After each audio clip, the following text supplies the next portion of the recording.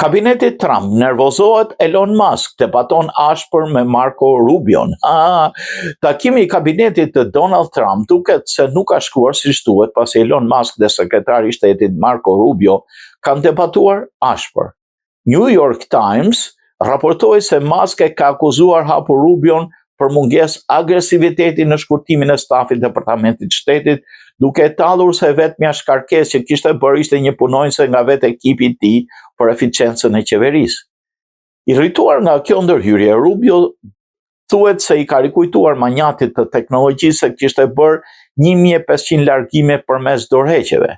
Musk ka reaguar fill pas argumenteve të Rubios, duke I quajtur atë thjesht të mirë në televizion, po jo në postin që ka. Gjatë gjithë kësaj kohe, Trump ka qëndruar spektator dhe më pas ka ndërhyrë për ta mbrojtur Rubion. Në të njëjtën kohë ai siguroi për të pastruar qeverinë do të vazhdonte, por tani më shumë rafinim dhe koordinim. Në fund të takimit, presidenti amerikan shpalli një linjë të re.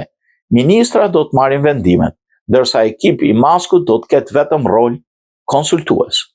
Ky ishte sinjali I parë dhe I qartë se presidenti është I gatshëm të vërë disa kufi mbi ndikimin e Muskut në administratë pavarësisht kontributit të tij të madh financiar.